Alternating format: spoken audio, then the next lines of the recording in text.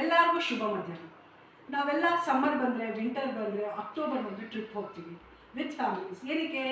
ಈ ಬೆಂಗಳೂರು ಜೀವನ ಆಗಲಿ, ಯಾವುದೇ ಜೀವನ ಆಗಲಿ, ಟ್ರಾಫಿಕ್ ಆಗಲಿ, ಕೆಲಸ ಆಗಲಿ, ಜಂಜಾಟದಿಂದ ಹೊರಗಡೆ ಬರೋಕ್ಕೆ ಟ್ರಿಪ್ ಹೋಗ್ತೀವಿ. ಟ್ರಿಪ್ ಹೋದ್ಮೇಲೆ ಏನು? ಚೆನ್ನಾಗಿ ಮಜಾ ಮಾಡೋಣ, ಪ್ಲೇಸಸ್ ನೋಡೋಣ, ಸುತ್ತೋಣ, ತಿನ್ನೋಣ. ಆ ಟ್ರಿಪ್ ಹೋಗೋಕ್ಕಿಂತ ಮುಂಚೆ ಈ ಥರನೇ ಬಟ್ಟೆ ತೊಗೊಬೇಕು. ಎಸ್ಪೆಷಲಿ ಕಾಶ್ಮೀರ ಹೋದ್ರಂತೂ ಗ್ಲೌಸ್ ತೊಗೊಂಡ್ರಾ, ಸ್ವೆಟರ್ ತೊಗೊಂಡ್ರಾ, ಜರ್ಕಿನ್ ತೊಗೊಂಡ್ರಾ, ಐಸ್ ನೋಡೋಣ, ಸ್ನೋ ನೋಡೋಣ, ಎಷ್ಟು ಪ್ರಿಪೇರ್ ಆಗಿರ್ತೀವಿ. ಬಟ್ ವಾಟ್ ಹ್ಯಾಪನ್ಸ್ ಒಂದು ಸಡನ್ನಾಗಿ ಒಂದು ಪೆಹಲ್ಗಾಮ್ ಅಟ್ಯಾಕ್ ಥರ ಟೆರರಿಸ್ಟ್ ಬಂದು AK-47 ತೊಗೊಂಡು ನಿಮ್ಮ ಕಣ್ಣು ಮುಂದೆ ಜನಗಳನ್ನ ಮನುಷ್ಯತ್ವನೂ ಇಲ್ಲದೆ, ಮಕ್ಕಳು, ಮರಿ, ಹೆಂಡತಿ, ಗಂಡ ನೋಡದೆ ಶೂಟ್ ಮಾಡಿದ್ರೆ ನಿಮ್ಮ ಮುಂದೆ, ಐ ಕಾಂಟ್ ಡೈಜೆಸ್ಟ್.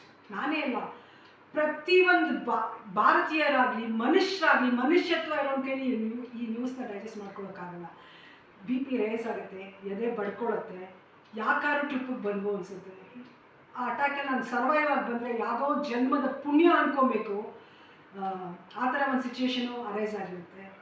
ಅದೇ ರೀತಿ ನಮ್ಮ ಬಾಲಾಜಿ ಲೇವಟ್ಟಿನ ಮಲ್ಲತ್ತಳ್ಳಿಯಲ್ಲಿರುವಂತಹ ಶುಭಾ ಆ್ಯಂಡ್ ಫ್ಯಾಮಿಲಿ ಕಾಶ್ಮೀರ್ಗೆ ಹೋಗ್ತಾರೆ. ಅವ್ರಿಗೆ ಎಲ್ಲೂ ಒಂದು ಕ್ಲೂನು ಇರಲ್ಲ ಒಂದು ಅಟ್ಯಾಕ್ ಆಗುತ್ತೆ ಅವ್ರ ಕಣ್ಮುಂದೆ ಅಂತ. ಆ ಅಟ್ಯಾಕ್ನ ಸರ್ವೈವ್ ಆಗಿ 9 ವರ್ಷದ ಮಗು ಜೊತೆ 7 ಕಿಲೋಮೀಟ್ರ್ ಜೀವನ ಕೈಯಲ್ಲಿ ಇಟ್ಕೊಂಡು ಓಡ್ ಬರ್ತಾರೆ. ಆ ಎಪಿಸೋಡ್ನ ಶೂಟ್ ಮಾಡೋಕ್ಕೆ ಇವತ್ತು ನಾನು ಬಾಲಾಜಿ ಲೇವಟಲ್ಲಿ ಅವ್ರ ಮನೆಗೆ ಬಂದಿದ್ದೀನಿ. ಈ ಫುಲ್ ಎಪಿಸೋಡ್ನ ನೀವು ನೋಡಬೇಕು ಅಂದರೆ ನವನಾರಿ ಬ್ಲಾಗ್ಸ್ನ ಲೈಕ್ ಮಾಡಿ, ಸಬ್ಸ್ಕ್ರೈಬ್ ಮಾಡಿ, ಶೇರ್ ಮಾಡಿ. Thank you.